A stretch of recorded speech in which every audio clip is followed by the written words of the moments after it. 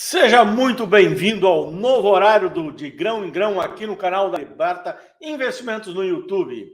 Hoje, inaugurando novo horário, né, temos aqui o Anderson como nosso entrevistado. Hoje vamos falar aqui deste mercado maravilhoso que é o mercado de commodities e vamos conhecer um pouco por dentro como funciona lá na XP, na B3. Anderson tem uma novidade aí para nos passar do lançamento do novo contrato aqui no Brasil da soja, né? E aí nós vamos entrar nesse assunto, nessa seara também, ok? Vamos conversar como a gente pode também enxergar as commodities como uma diversificação de carteira. Mas antes de mais nada, vamos chamar o nosso convidado aqui para que ele se apresente, dê um alô para vocês e a gente entenda um pouquinho o que o Anderson faz lá dentro da XP. Anderson Dias, está contigo. Fala aí, Guto. Primeiramente, quero agradecer o convite de vocês, a todos da Liberta aí. É um prazer sempre estar aqui falando com vocês, ainda mais falando sobre um assunto que a gente está tanto tempo debatendo e ver como o Brasil cresce no agro e pouca gente aproveita para investir no agro, né? Então, eu sou um otimista com esse mercado de commodities. Eu tenho, contando já um pouquinho da minha história aqui, dando do Insider, eu estou há 16 anos trabalhando com esse mercado. Eu trabalhei 1 ano na própria Bolsa com desenvolvimento de produto, depois eu fui para uma outra corretora e estou aqui na XP há 8 anos trabalhando como head da mesa de commodities de institucional de estados. Mas a gente vê desde a gente falava desse mercado em 2005, quando eu comecei aqui a olhar um pouco de commodity na B3 e via qual o volume era tão ruim, né? A gente sempre batia na cabeça aí no mercado e sempre falando na necessidade de fazer trabalhar o hedge, trabalhar o risco de preço nesse mercado, aproveitar esses mecanismos de hedge, de risco de preço, né? E agora parece que o mercado está amadurecendo, a gente vê muitas empresas agora atuando mais nesse mercado, né? E com isso gerou muitas oportunidades até para o investidor que gosta de especular, gosta de montar um pouco de carteira. Então a gente vai falar um pouquinho disso aí, né, Guto? Não vou te estender não para não dar aqueles... Tranquilo, você começou um pouquinho antes do que eu, provavelmente você deve ser mais antigo do que eu, né? Então... Mas assim, né? Hoje é muito legal, né? Agora o mercado acabou de fechar, a gente tem 7.679 contratos do milho X, 7.351 no F, o H já com 2.738 contratos negociados só hoje, né? Eu conto aqui quando a gente conversa, fala com alguém, etc., uma entrevista, até mesmo em curso ou com cliente, a gente fala que quando a gente negociava 600 contratos de milho num único vencimento, porque era o único que tinha liquidez, a gente soltava rojão, né? E era legal. Pô, o dia... Então, hoje não, né? Hoje você vê, ó, tem vencimento até o K já está com 854. Hoje, o U22 com 676 contratos só hoje. Então, a gente começa a ver a dinâmica que esse mercado está tomando, né? Boi hoje com 2.770 contratos no V, mais 2.000 no X. O boi, na verdade, ganhou um pouco mais de liquidez agora, ele andava meio travadão, né? O mercado estava meio a favor do pecuarista, o mercado vinha meio travado. Então, é coisas que a gente não via, não era fácil de ver, né? O que tinha na minha época, ali quando eu comecei, 2010, 2011, era o café, né? O café que tinha um explosivo, coisa era muito movimento. Hoje o café 460 contratos negociados hoje. Mas Anderson, assim, ó, sempre a briga que a gente tem sempre que eu entrevisto alguém de alguma empresa ou que a gente conversa com cliente de empresa, cara, por que você não negocia aqui, né? Por que você negocia lá fora? O que a gente tem, né? Você já trabalhou dentro da Bolsa, né? Desenvolveu produtos lá, está aqui na XP. O que a gente tem que está faltando para, em vez de investir lá fora, investir aqui dentro? A projeção saiu hoje, a projeção da Conab, 144 milhões de toneladas de soja, 116 de milho. Previsão, né? Previsão é que nem previsão de tempo, né? Pode chover ou não. Mas, enfim, é uma previsão fortíssima, né? O maior produtor de soja do mundo, o maior exportador de soja do mundo, terceiro maior produtor de milho, provavelmente em 2, 3 anos vão ser o maior exportador de milho. Então, são números que são muito fortes, sem falar em outros produtos, né?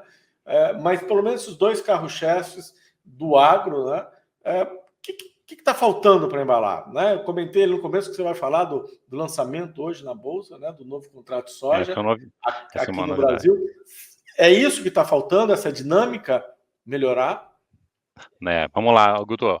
Eu sempre acho que a parte educacional é falha no Brasil. A gente acaba, principalmente o produtor ali, ele acaba entregando muito essa parte de administração de preços na mão de uma trade, na mão de um repassador, e acaba aceitando o preço ali que está naquela região e sem olhar os mecanismos de hedge que ele tem, entendeu?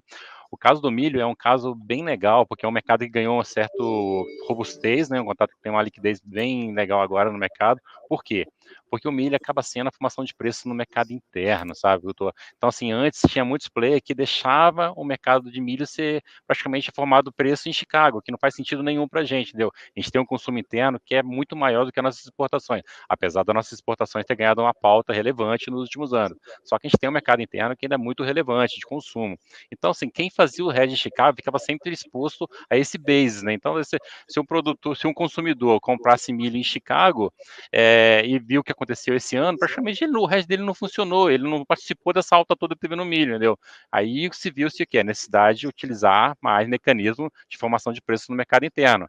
Apesar, eu não vou dizer que o mercado de milho aqui na B3 é perfeito pela formação de preço na região de Campinas, mas se você olhar como proxy, é o melhor, é o mercado mais próximo de uma realidade que a gente tem para o mercado interno, entendeu? Então, assim, ele reflete diretamente o que acontece em várias regiões do país. Então, assim, o player hoje do Mato Grosso, ele tá vendo o preço dele subir lá, com certeza a bolsa aqui já está adiantando, está acompanhando esse movimento, entendeu? O Paraná sofreu muito com uma seca severa agora, os preços foram diretamente atingidos aqui na bolsa. Então, a gente vê o preço do milho superar os R$ 100 por causa desse movimento de quebra na região produtora. Então, assim, o hedge funcionou para quem tá trabalhando na bolsa. Agora, você pegar em Chicago, praticamente o milho de Chicago não teve esse crescimento de preço igual teve no mercado interno, né? Então, é por isso. Então, assim, a questão da formação de preço é muito importante o produtor olhar bolsas regionais, no caso aqui a B3, para quem está lidando com esse mercado. O mercado de boi é um exemplo disso. Se você trabalhar um hedge na bolsa de Chicago, no mercado de boi gordo, vai ficar abismado, né? Porque tudo bem, subiu, a proteína subiu no mundo inteiro. Só que aqui você tem um disparo muito mais rápido de preço, porque teve uma demanda internacional que veio para cá. A China virou o principal player nosso hoje. E, aliás, é o que está ditando no mercado recentemente, né, Guto? A gente vê até o mercado meio que movimentando por causa de praticamente uma parada que eles deram nas compras e não é uma renegociação que está havendo, e o preço do boi praticamente derreteu, né, em cima desse movimento, né. Então, eu acho que é isso, a parte educacional e olhar com bons olhos e estudar um pouquinho mais o mercado de formação de preço no mercado interno. No final do programa, vou dar aquele spoiler do contrato de soja que vai nesse mecanismo também, doutor. Tá. A gente conta um pouquinho. Tá bem, então. Bom, a gente está vendo, lógico, né, a sensibilidade em relação ao mercado internacional da soja, né, que aí a gente deixa para depois. Mas o milho é o que você falou. Então, diferencial de base, né? Você falou base, né? Então, eu acho que era importante as pessoas entenderem o que é esse diferencial. Porque o cara chega e fala, pô, mas o preço de Campinas, mas na minha região é mais ou menos, né? Paraná hoje é mais, porque teoricamente é mais, porque ele não teve geada, teve seca, teve não sei o quê. Mato Grosso é outro valor.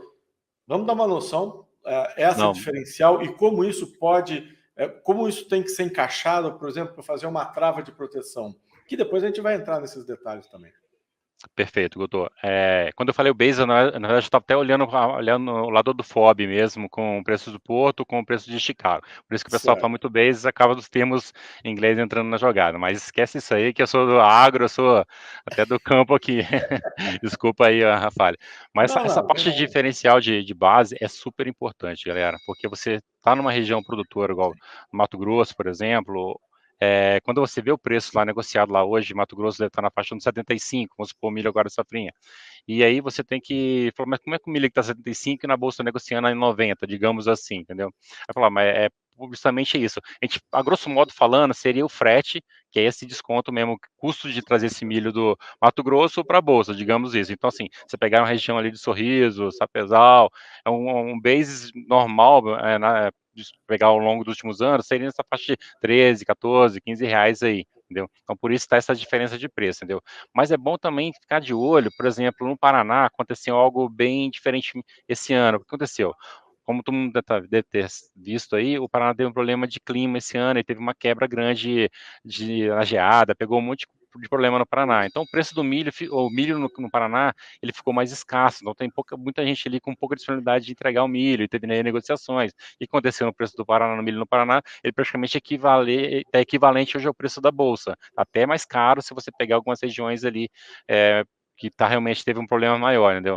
Então, assim, o base ele inverteu. Geralmente, você pegava o norte do Paraná, ou então na região ali do oeste, Cascavel, você tinha um base ali de Cascavel para Campinas na faixa de R$6. Ou seja, o milho lá era R$6 mais barato. E hoje ele está praticamente aí até R$2 acima do preço da Bolsa aqui, que a Bolsa deu uma forçada, pressionou um pouquinho mais adiantada agora no mercado, né?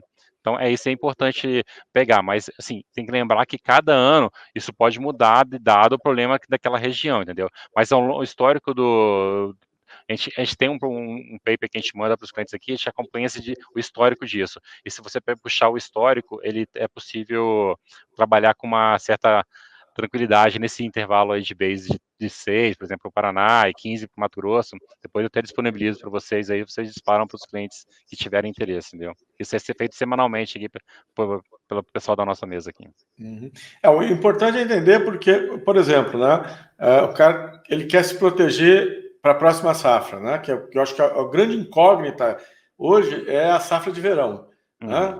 Por exemplo, no milho, que você tinha os preços que estavam entre 90 e 100, $1 acima de 5, não vou nem dizer que era 5,10 ou 5,40, você comprou insumos caríssimos em dólar, porque os insumos são em dólar, não tem como, né? O adubo é em dólar, os defensivos é em dólar, e a semente, então, nem se fala que tem royalties e tudo, mesmo do milho e da soja. Né? E agora você tem aí uma previsão de queda de preço, teoricamente, né? Dizendo que o dólar vai se manter. Não vamos entrar na seara do dólar, porque eu acho que o dólar, né, é uma coisa mais complicada, mas a gente está vendo que quando que vem o ano eleitoral, o dólar pode sofrer um impacto mais forte. Mas a gente, supondo que o dólar se mantenha estável, né, a gente pode ter a possibilidade de uma queda de preço. E aí o cara, né, fala assim, eu fecho as contas como? Né? O que a gente teria? O que ele poderia fazer um hedge? Usando as opções para fazer um hedge e aproveitando essa diferença de base, né? Principalmente agora que está acima da região dele, e tentar travar. Ou ele trava preço na venda lá e compra uma call, ou ele simplesmente vende uma put. Compra uma put, desculpa. Qual que é a orientação? Não, perfeito. Você já falou algo que eu ia complementar. Mas vamos lá. O produtor, ele sempre sabe o custo de produção dele adiantado. Então, na hora que ele vai comprar o defensivo ali, ele sabe quanto é o defensivo e obviamente, ele sabe quanto vai ficar esse plantio do custo da safra dele, entendeu? Geralmente, o custo de produção, ele sabe o percentual da safra dele que vai virar custo de produção, né? Então, mas nesse momento, ele tem a oportunidade de fazer aquela conta. Peraí, meu custo vale 5,90, então eu tenho que vender esse milho pelo menos acima de 90 para pagar esse custo. Então, a bolsa se você puxar um contrato longo, hoje está fechando agora um contrato para setembro do ano que vem, que é um milho safrinha, ou então até março agora, você tem uma noção de quanto estão pagando lá para frente. Então, você tem que fazer essa conta de fechamento. O preço para setembro do ano que vem está saindo na faixa de R$80. Falei, meu custo de plantio está valendo hoje 60, o que for, então o senhor sabe que é bom tentar trabalhar algo em cima disso. Ou eu posso fazer, igual você comentou, fazer uma fixação via put na bolsa, pode comprar realmente uma posição de uma trava de baixa também, uma put spread, que a gente chama, né? Sim. Ou ele pode muito bem chegar e vender esse milho adiantado para um FOB, de repente tem alguém querendo comprar adiantado isso, ou uma indústria que está fazendo hoje no Brasil compras adiantadas também, pode vender esse preço para a indústria, mas também não vale a pena ficar exposto a, de repente, uma alta da bolsa e ter uma possibilidade de quebra de clima, que tem tudo o intempéries para acontecer até lá, né? E aí ele trabalha nessa ponta que você comentou, que é comprar uma call, um call spread, também. Então, instrumento de bolsa existe, entendeu? Seja ele futuro, para quem tem um caixa mais robusto, e seja instrumento de opções para quem está disposto ali a fazer aquele famoso seguro de safra no mercado de derivativos, entendeu? O João Pedro colocou uma pergunta muito interessante, e que todo mundo faz, e todos os clientes perguntam também, por que o mercado de opções para produtos agrícolas é tão escasso no Brasil? Eu acho que eu acho que ele não é escasso, ele não tem book, né, Anderson? Ele não tem book. Ele não tem book por falta de liquidez? Então, na verdade, se você olhar o mercado, ele não falta liquidez. Hoje aqui na XP, a gente trabalha com vários market making, a gente tem market making inclusive internacionais. Então, assim, preço tem a todo momento.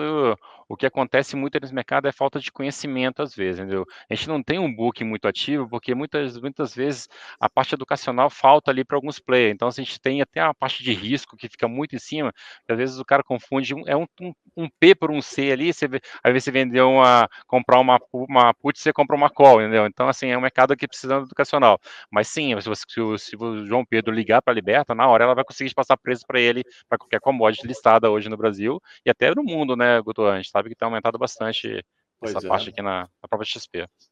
Então, eu acho que. Então, quer dizer que, na verdade, é o que eu imaginava. O nosso problema não é realmente a falta de liquidez, e sim a exposição ao risco muito alto. É, Você entrar num produto que você não sabe muito bem como é que funciona, você não está sabendo qual é o tamanho do que você está fazendo e pode se machucar feio, né? Então, essa é a ideia, né? Porque as pessoas trabalham muito essas opções de ações e acham que é tão simples. Não, eu vou comprar um pozinho ali, né, de milho, eu vou comprar uma sojinha e comprar um negocinho. Na hora que vê, o cara está numa situação complicada, né? é, Mas parece que a venda não. Vender a put ou vender uma call, o cliente comum não consegue, né? Mesmo através de mesa. então, o problema da venda, Guto, é aquilo que a gente estava comentando, né? A parte educacional tem que ser bem clara, assim, não é que ele não pode, mas ele tem que saber que, primeiro, quando você vende, tem uma chamada de imagem, né? E segundo, se o mercado oscilar, as chamadas de imagem elas vão aumentando de acordo com a posição. Se a posição entra no dinheiro, que a gente chama, né?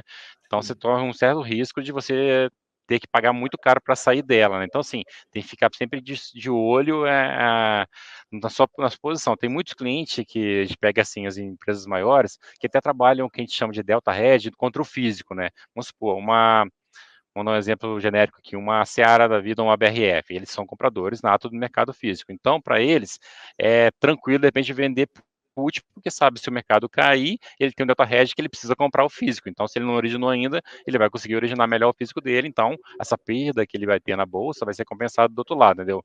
O problema de quando você libera esse book para a pessoa física, é que muitas das vezes ela não tem esse lado, e às vezes o mercado ele é de opções, ele tem uma volatilidade muito maior do que o próprio futuro, entendeu? Então, assim, muito depende das posições do market maker. A gente sabe que commodity não é dado somente por aquele mercado local, né? Então, a gente tem uma série de outros fatores, até internacionais, que movimentam esse preço. O dólar, por exemplo, é algo que movimenta todas as commodities do mundo. Então, hoje, e ultimamente, a gente tem visto aí o petróleo, gás natural, estão mexendo com commodities do mundo inteiro. A gente até comentou agora cedo, falando que o café hoje subiu bem lá em Nova York, né? E aí você pegou ó, o café, o fundo de tela aí tá. Foi uma homenagem hoje, né, Guto? Então, se você pegar o café, o óleo de soja, o petróleo, tudo sim, praticamente foi uma cesta de moeda que levantou isso. E tudo isso foi a quê? Commodities energética que puxou todos os demais commodities. Então, você pegar, tem um fundamento para subir? O fundamento que está é praticamente nos ETFs, nos fundos de commodity, né? Que você vê uma commodity subir muito, o pessoal começa a fazer o hedge e trazer outras commodities junto que fazem parte daquela cesta, né? Então, você tem esse porém também que participa da formação de preço da opção, né? Então, por isso que é perigoso, às vezes, você liberar um book para alguém ficar vendido, porque sempre é tentador, né? Você olhar assim, o preço hoje do milho está valendo. Quer ver um exemplo prático? Ano passado, sempre na época do ano, o preço do milho estava valendo na faixa de uns 55, 60 reais. Todo mundo olhava uma call de milho de 80 reais para setembro, de novembro desse ano, achava, não, 80 reais não vai esse milho, não vai subir 30% ou 40% no ano. Muita gente ficou vendida. E o que aconteceu? Sangraram nesse movimento agora, entendeu? O mercado disparou, praticamente ele rompeu o 100, quando bateu 100 não se viu outro negócio, o mercado estava numa tendência de alta e aquele stop acaba machucando muito, entendeu? Então, assim, quando você não está ali acompanhando o mercado, que acontece muito com pessoas físicas, que às vezes ele monta a posição e às vezes não acompanha e ele tem a margem de garantia, de repente uma ação que ele está comprada, uma grana que é ali, que ele está acumulando faz muito tempo, mas é para lá para frente comprar em ação, praticamente a aposentadoria, ver praticamente seu patrimônio deteriorar num movimento desse, né? Então, por isso que a gente não libera o book para para ficar short em opções assim. Se você quiser ficar, você pode, mas aí chama pela mesa e a mesa vai falar com o market maker, o pessoal liberar, o risco libera para você, entendeu? Então eu vou te dar um exemplo também que aconteceu comigo lá em 2011. Eu tinha um cliente que resolveu entrar no café, ele tinha ações, bastante ações, e ele entrou vendido no café com 10 contratos. E eu saí para almoçar e ele falou assim, por telefone, né? Falei, olha, eu estou indo almoçar, olha aí, se chegar no ponto aí, você compra, né? Ou você liga aqui, alguém atende você e você sai da posição. E a hora que eu voltei, eu falei, olha, o teu cliente ligou e mandou comprar mais tanto. Né? Eu falei, não, era para vender, né? Era uma situação inversa, ele dobrou a mão dele. Aí eu liguei para ele e falei, cara, zera tudo, você dobrou, você está com 20 contratos, você está com um número muito grande de contratos. Não. Agora está dando prejuízo, vou deixar para amanhã. Eu falei, você está louco, você não pode deixar isso para amanhã, de jeito nenhum. Bom, comeu as ações dele todas, né? Comeu na época R$100 e poucos mil, que eram as ações que ele tinha. Ele tinha dinheiro e tal, não sei o quê, mas assim, exatamente por falta de conhecimento. Então isso é importante. Agora você falou, né? A gente ter dinheiro para longo prazo, para se aposentar e tal, quer dizer, a gente monta uma carteira, né? E aí eu queria puxar isso com você. A gente tem as commodities são produtos palpáveis, né? São coisas que a gente sabe, são de demanda, a gente, né, se alimenta delas, essas são agrícolas, né, que estão aqui, nós estamos falando de café, nós estamos falando de soja, nós estamos falando de boi, nós estamos falando de milho. Né? Anderson, como é que você enxerga uma carteira com e sem as commodities fazendo parte dela?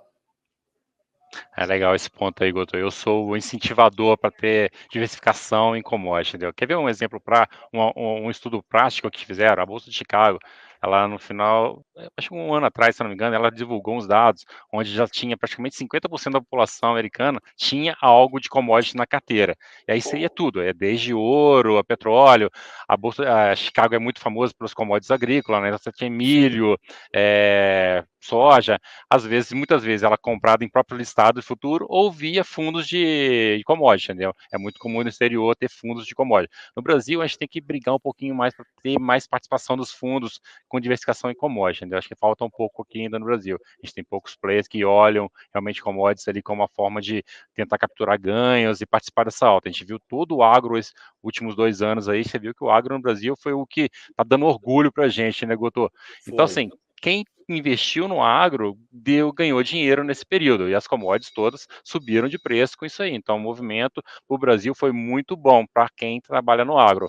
Então, assim, quem se expôs em equities ganhou participação, mas agora praticamente devolveram boa parte dos ganhos em poucas semanas, né? Então, assim, é diferente, assim, o mercado de commodities, Guto, é um mercado onde você, igual você comentou, é palpável, você tem menos interferência de governo, você tem praticamente, não é um CEO que direciona, às vezes, para onde vai esse mercado, é muito diferente igual um CEO de uma empresa grande, de repente ele faz algo errado, é investigado, e a gente viu casos aí de bancos grandes ter esse problema, praticamente as ações despencaram por causa que era uma pessoa que praticamente fez algo errado. Então, assim, você ficou exposto por causa de um cara. Commodity não tem isso. Commodity a gente sabe que é oferta e demanda. E hoje em dia, com a internet, a gente tem notícias muito rápidas do mundo inteiro, sabe? Antigamente o que eu falo assim, tipo, 10 anos atrás, né? Era difícil, né, cara? Essa visão de tempo, né? É uma coisa muito estranha. É impressionante, cara. Às vezes você mandava. 10 anos atrás, como é que você. Celular não falava, né? Não escrevia. Não escrevia, né? Então, assim, você tinha. A informação chegava muito tarde. Assim, muita gente tinha que ter um escritório em São Paulo, porque a informação de São Paulo chegava mais rápido.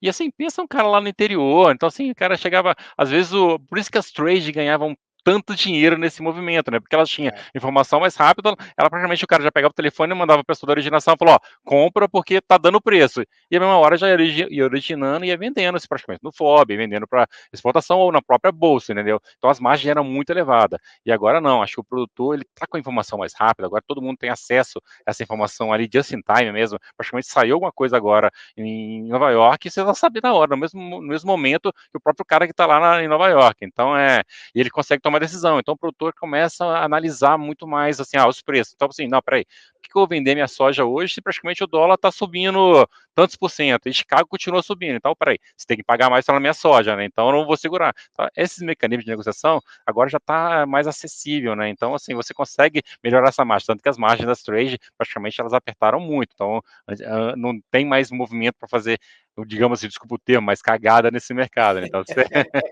digamos isso. Os cara têm que estar ajustados, né, meu? Porque senão Exatamente. não tem como. Então, assim, Todo mundo tem. você ter commodity hoje na carteira, eu diria que é quase essencial. Você ter ali, primeiro, tem commodities que é proteção contra risco. A gente vê muito o caso do ouro aí, que muitos fundos, bancos centrais têm ouro em carteira por causa do quê? Se der algum problema na economia mundial, o ouro não vai perder valor. O ouro aquele bem ali, É a âncora, né? é uma É a âncora, âncora. exatamente. É Então, a o pessoal âncora. tem como forma de hedge de carteira, entendeu? A commodity, grãos, por exemplo. Grãos, a gente sabe que é algo que, assim, é consumo, é ração. Então, assim, deixar de comer, o mundo não vai. A China pode quebrar que os chineses não vai parar de comer. Então, fato é isso, né? Ver se eles conseguem negociar durante um período de tempo ali, mas se você parar de vender para eles, vão pagar mais caro porque eles têm que alimentar uma população que está em escala de crescimento ainda muito avantajada, né? Então, assim, um pouco disso que a gente comenta, assim, você sabe, tá vendo, toda a foi dado muito, assim, teve um problema de proteína no mundo, em 2019, a gente viu lá que a China abateu praticamente ali metade do plantel mundial de suíno, né, que a China é o grande produtor de suíno do mundo. Então, você sabia que ia ter um problema muito sério de proteína no mundo. Então, a gente já tinha, antes dos preços subir aqui no Brasil, a gente viu o preço subindo na Europa, viu subindo pegar país próximo da Ásia, subindo muito rápido, a gente sabia que esse movimento ia vir para cá, e aconteceu isso, entendeu? Então a gente teve um tempo para poder participar desse movimento. Então a gente tinha boi negociando abaixo de R$ 200 arroba naquele momento lá, e o boi praticamente saiu de 200, foi para 350 algum tempo atrás, né? Então assim, você teve oportunidade de participar do mercado. Então assim, as commodities é mais fácil, as informações são fáceis de você analisar e hoje em dia, igual eu comentei, as informações chegam para todo mundo, com facilidade, né? Então... Você está falando do boi, né? O boi estava 160. Eu lembro que início de 2019 eu falei para os clientes: olha, vamos ficar posicionado no boi. O boi vem de lado há muito tempo, mas tem o ciclo pecuário, né? Onde vai ter a falta de oferta, né? Aquele ciclo, abate fêmea, tal, não sei o quê. E aí o boi, né? Cada 5 a 7 anos ele tem um ciclo, mais ou menos, né? Bem cravado.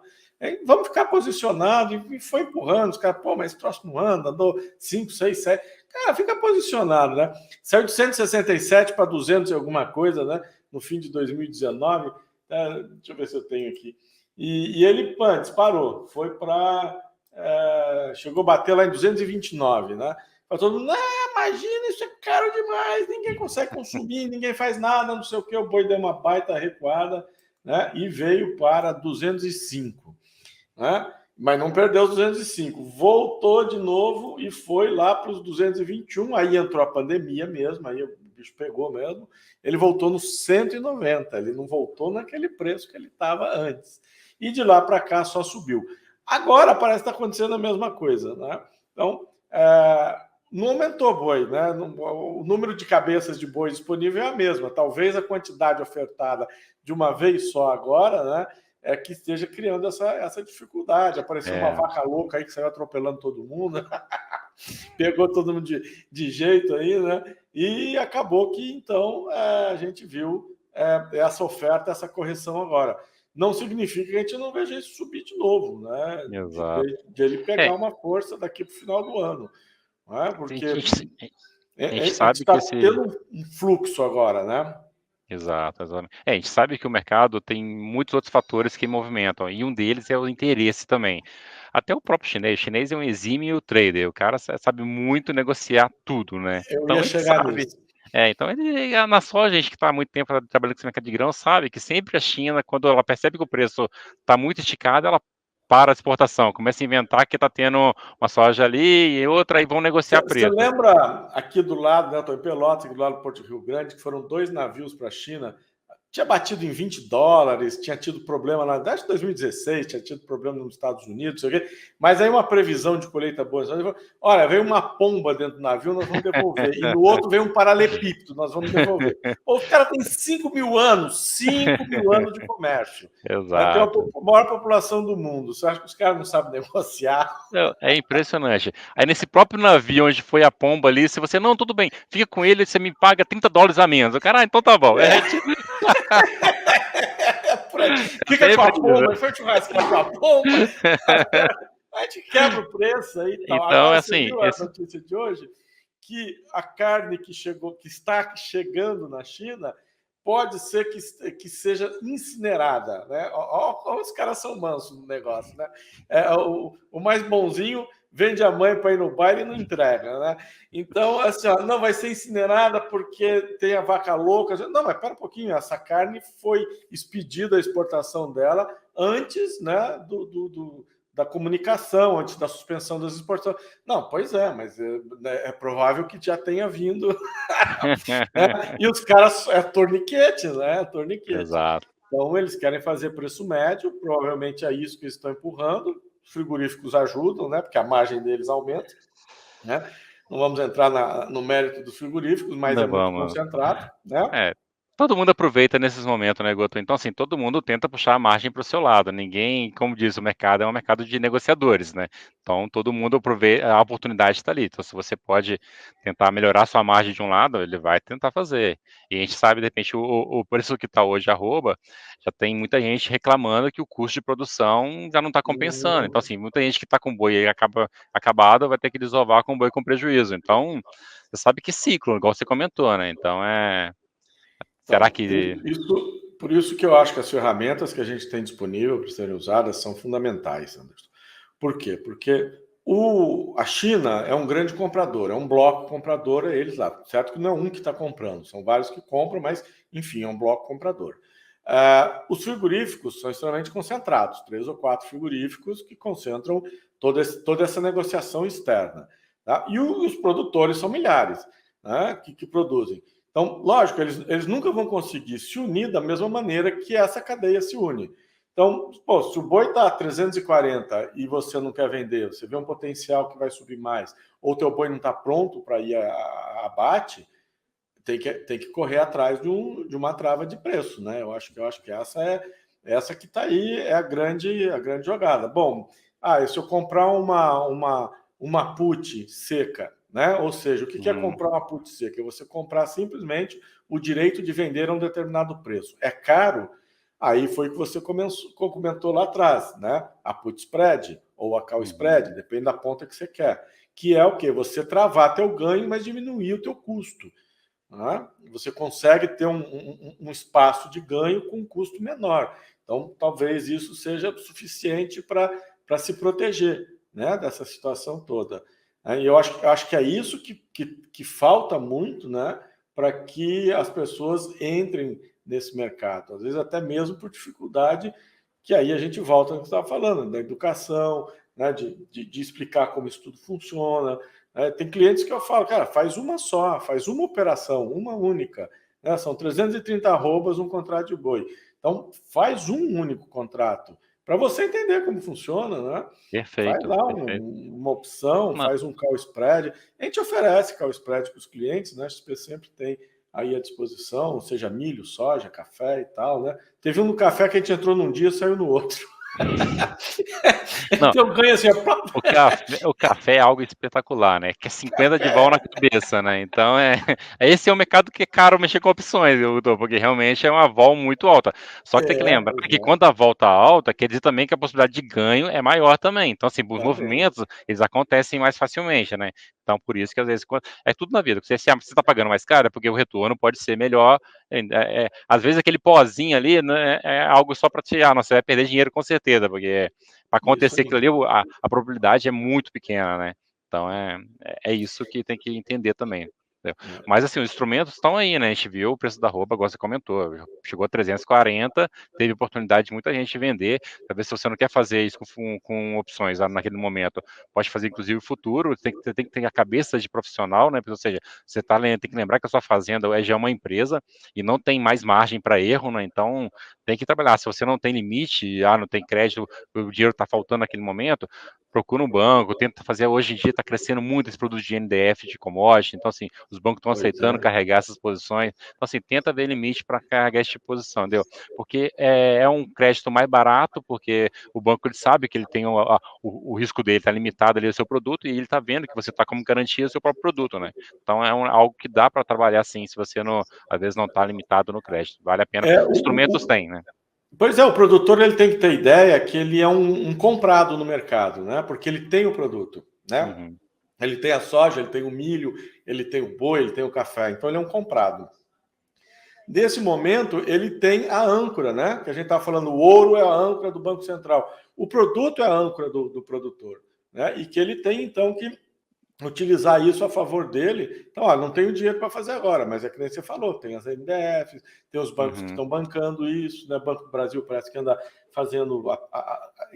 na década de 90 eu queria muito fazer isso, a gente não conseguia, mas agora tem, né? Ô, Então, quer dizer... Couto, não, você comentou aí na década de 90, até 2000, era muito difícil arrumar qualquer coisa pro agro. O agro era o patinho feio aqui no Brasil, impressionante, né? Até para quando o cara ia pro Mato Grosso lá desbravar lá, você fala, é louco, vai querer brigar com o índio lá, né? Então você vê, e agora tornou uma potência. E recentemente a gente tem visto um movimento que é muito legal. Você percebeu como assim, que a gente chama que a Faria Lima tá ficando mais perto do agro? Viu tanto de empresa que tá vindo para a bolsa? Então, assim, a gente teve cases aí muito legal. E os produtos para o agro cresceram de uma forma que hoje em dia, assim, o investidor profissional aqui, o pessoal, digamos assim, dos fundos de investimento, todo mundo olhando, quando tem um produto de agro, ou no Brasil principalmente, tem gringo, fica de olho no mercado aqui, então assim, você tem todo um percentual, você viu como os fundos de terra cresceram com o Fiagro, que é um produto super legal, que agora está vindo para financiar mesmo o agro de verdade, entendeu? Então É assim, isso aí. cada vez mais tem instrumento, sabe? Então, assim, hoje, para quem não reclama, às vezes, eu não consigo, esse negócio aí é feito só para quem está lá na Faria Lima, ou para quem é grande mesmo, eu aqui pequeno não tenho acesso, mas vamos lá, procura um pouquinho melhor, dá uma conversada com, que hoje em dia tem muito instrumento e está mais acessível, digamos assim, entendeu?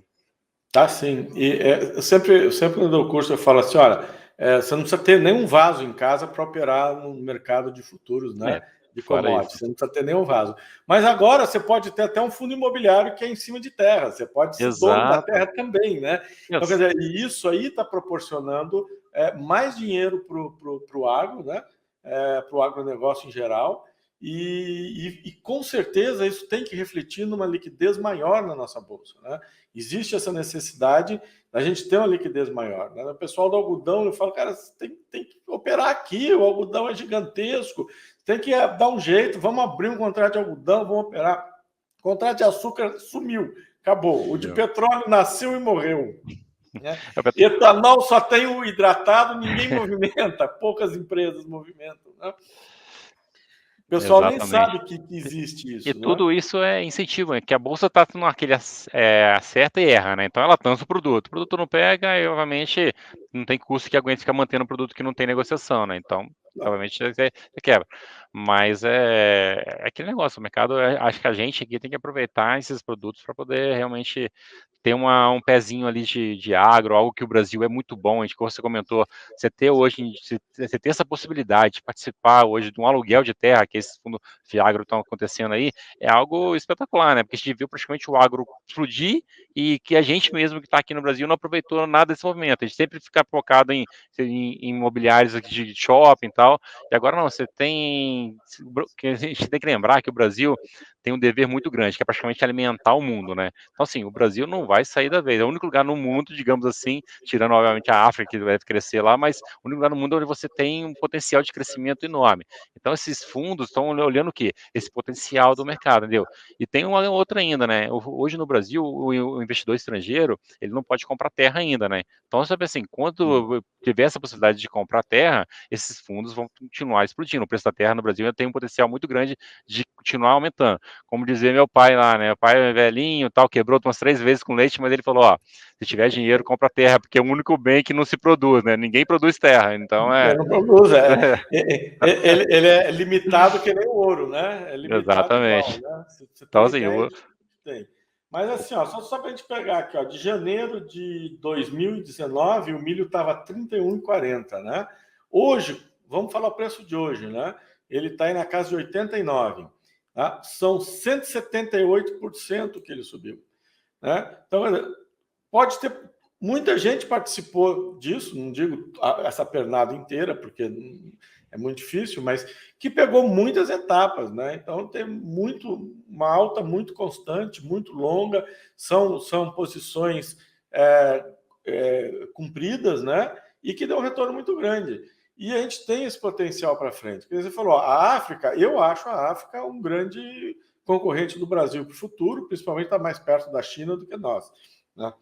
Então, a China em si investe lá, mas a estrutura, né, política deles lá ainda está muito arcaica e vai exato, demorar. E a gente tem que exatamente. aproveitar agora, né?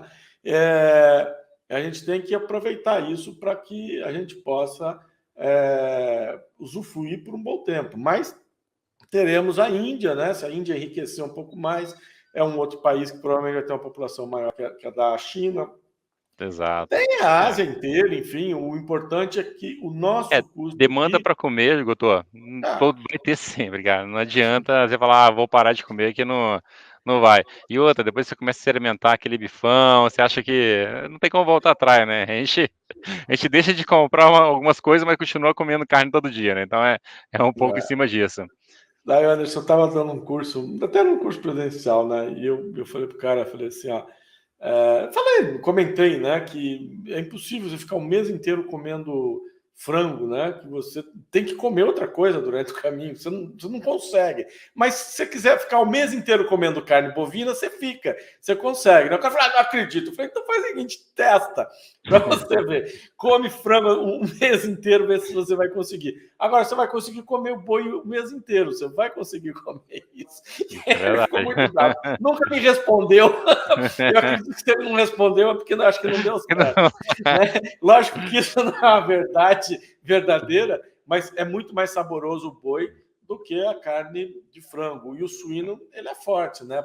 No inverno é legal, mas no verão ele é pesado, né? É uma É. carne. Eu gosto, né? Eu gosto, mas realmente uma carne que dá para comer constantemente é a carne bovina. Você faz ela moída, você faz ela assada, você faz ela na panela, você faz, né? O Doutor, boi aqui no inteiro. Brasil, né, quando a gente vai comemorar, o que a gente faz? É churrasco. É Então, churrasco, não tem conversa, não né? tem jeito, né? Então, assim, Não tá na tem, nossa não tem. cultura aqui, né? Então, eu acho que é aproveitar todo esse movimento.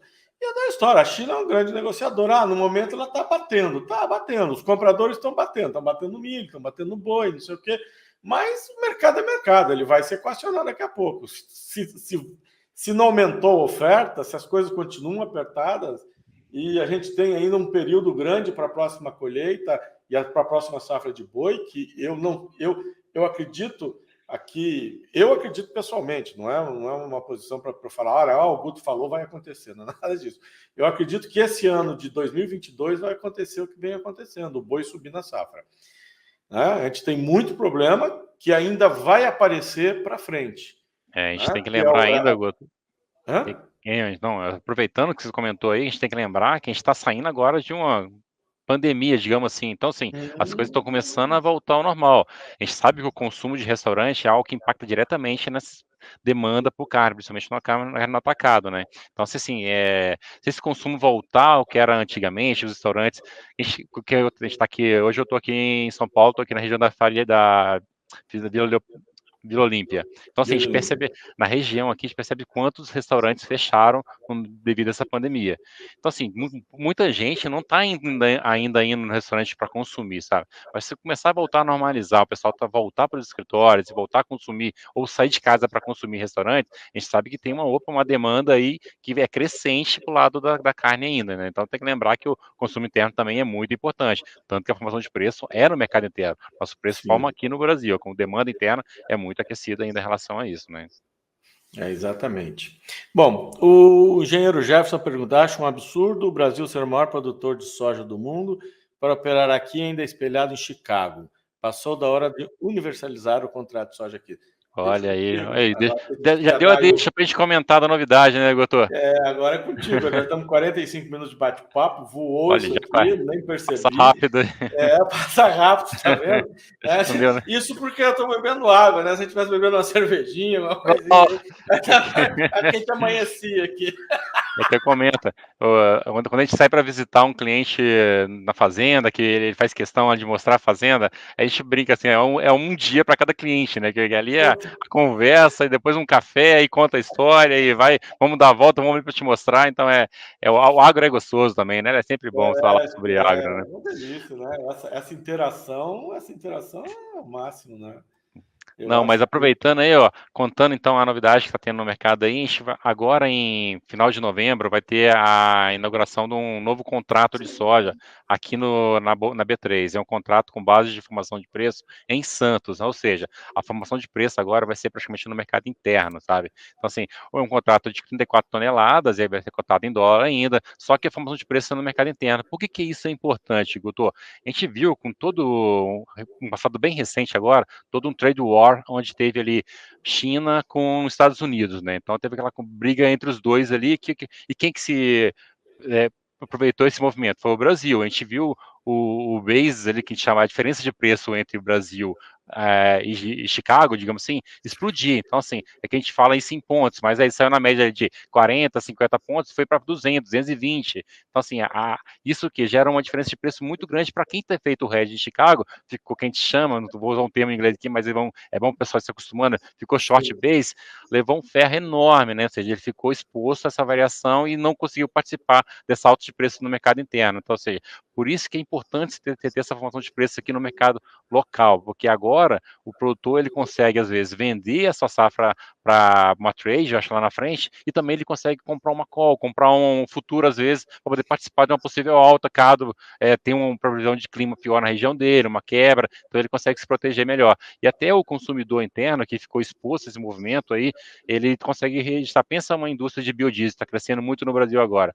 De repente ela ficou aqui, comprada em Chicago, que ela ela não comprou uma soja antecipada, mas ela comprou Chicago, e o preço de Chicago não acompanhou, pelo contrário, Chicago caiu de preço e viu-se o preço aqui na safra, na saca de soja no Brasil, explodir. Então, você pensa na margem dessa indústria, né? Foi pro saco, né? Digamos assim, né? Então, assim, esse contrato é bem legal, porque ele vai ter a formação de preço aqui, vai ser um indicador de preço, ele não vai ter, o delivery não vai ter entrega física nele, então vai ter fácil da pessoa física participar desse mercado também, porque ela não tem aquele risco de ter que ir para entrega física, entendeu? Então vai ser liquidação por indicador Platts, e isso aí gera uma possibilidade de mais um leque de investimento para diversificar a carteira. Então você sabe que o Brasil hoje é um potencial enorme no mercado de soja, e a gente não participava desse mercado, porque tinha que operacionalizar Chicago, então é diferente. Agora vai ter essa oportunidade de fazer aqui na B3. Então, assim, o investidor, o especulador, ele vai poder participar do mercado, vai ter principalmente o produtor ali agora vai ter um mercado que realmente reflete o preço de formação no mercado local. Reais, então. O preço vai ser em dólar, porque Em dólar. por que vai ser em dólar, Guto? Porque a soja não tem mercado, formação de preço no mercado interno ainda, diferente do milho e do boi. A demanda praticamente do Brasil, É tanto 90% por vai tanto. para fora, exatamente. Então, assim, o dólar impacta diretamente.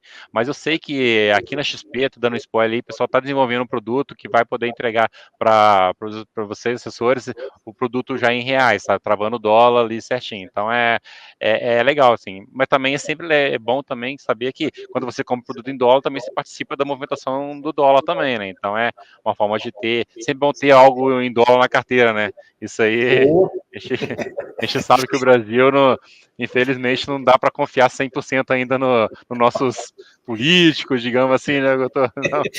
A situação está um pouco frágil, vamos dizer assim. Pois Então é é. importante realmente você estar amparado. Quer dizer, é um contrato similar ao que tem, por exemplo, no Porto da China ou em outras regiões que são importantes consumidoras ou produtoras de soja. Agora a gente vai ter o nosso aqui. Isso vai facilitar muito a gente trabalhar aqui, e aí sim talvez a gente veja tanto o produtor quanto as empresas começar a dar um fluxo, né, dar um movimento muito mais forte aqui na nossa bolsa. É, E eu aí acho que talvez traga o pessoal do milho também, né? Quem sabe acorda o algodão, né? De repente o algodão também começa a ter um contrato desse tipo, né? E se a gente também tiver um contrato, fazer uma trava, né, em reais, aí eu acho que ajuda, facilita, pelo menos no primeiro momento, né, o produtor entrar, né? Bom, olha, o contrato, né, tem aí alguma coisa que a gente consegue em reais, ajuda, porque o produtor ele faz muita conta, né? Ó, estão me oferecendo 147 para março, 150, 152 para maio. Né? Aí, a conta dele ainda é em reais, apesar de ele é. comprar tudo em dólar. Né? Então, é isso que eu ia comentar, né? Às vezes ele pensa muito em reais, mas esquece do custo dele, que é em dólar, né?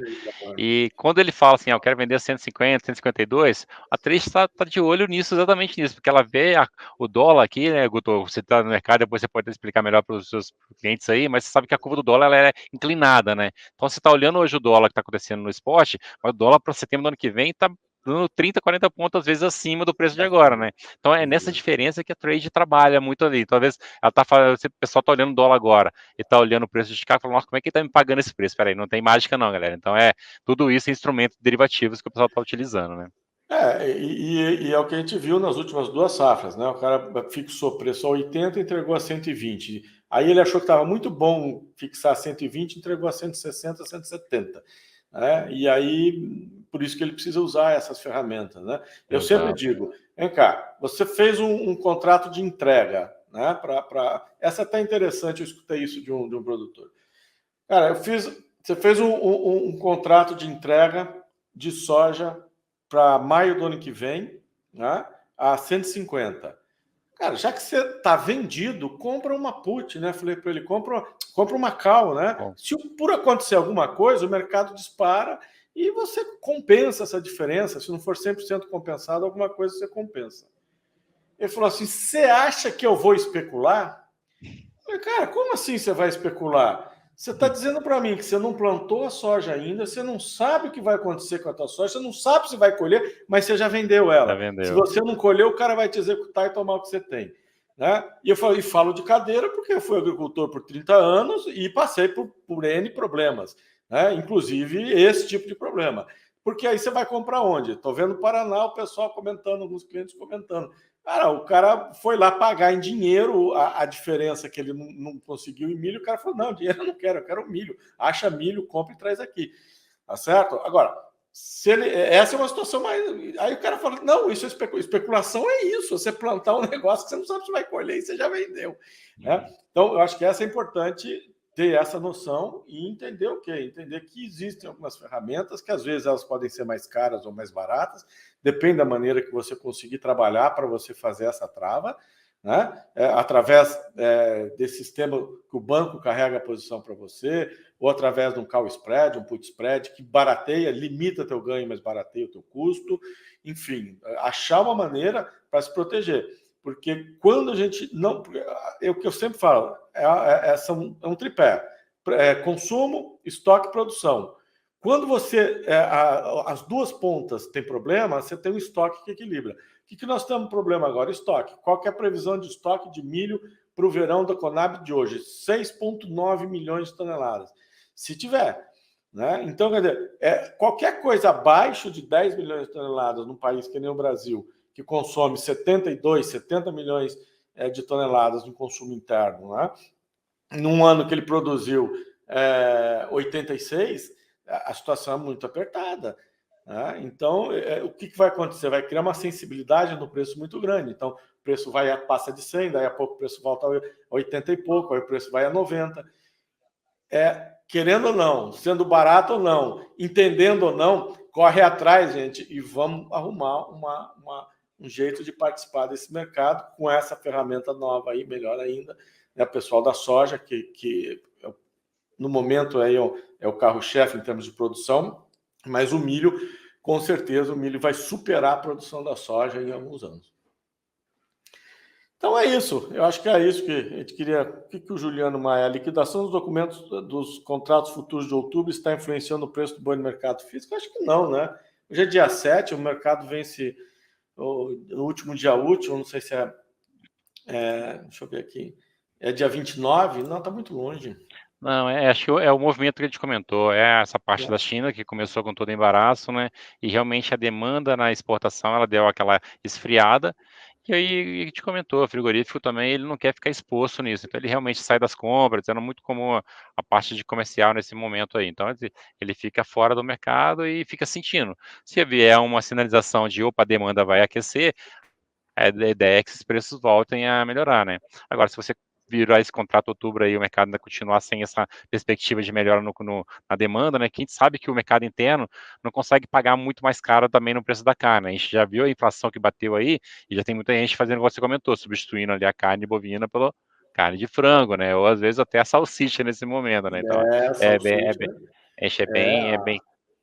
Se eu não me engano, eu não lembro agora qual delas que é, se é a BR Foods, que está montando uma indústria de salsicha gigantesca aí, né? Os caras vão produzir uma quantidade enorme, ultra, Então, ultra super, não sei o quê, quer dizer, eles estão enxergando que é uma proteína barata, né? né? Toca soja ali dentro, toca farelo de soja ali dentro, né? Limpeza de frango e que coisa. Mas eu adoro salsicha, eu como, né? Tava Esse igual. negócio de história, não vê como é que faz salsicha. Ah, não quero nem saber, eu como há muitos anos, Mas é.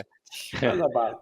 Mas é exatamente isso, é a realidade do nosso país, né? A gente sabe que o nosso país ainda é um país, digamos assim, a maior parte da população ainda praticamente ela trabalha o mês inteiro para pagar as contas, né? Então a gente É. sabe que não tem essa margem para ficar consumindo cada vez, pagando mais caro por um bem que ela consegue substitutos mais barato ali. Então é isso, entendeu? Mas é isso aí. É um país pobre, né? Infelizmente, nós somos um país rico em terras, em produção, né? Em solo, em clima, não temos terremoto, não temos furacão, né? Tem aí, às vezes, uns ciclones aí, mais aqui para o sul Tem e tal, isso, mas. né? Tá tendo no Brasil, né? É, né? É, Mas parece que a gente não consegue transformar isso numa riqueza generalizada para o país. Faz verdade. parte, só o amadurecimento vai trazer isso para nós, para que a gente consiga ter um país melhor, né? Então, espero que sim, espero que 70% do consumo da carne bovina é interno, né? A gente enxerga isso aí que realmente precisa que o consumo aqui, a condição financeira melhore, porque você tem 2 anos aí ou mais que não tem reajuste salarial, né? Não, Uhum. não só tem uma inflação forte que está aí, como você tem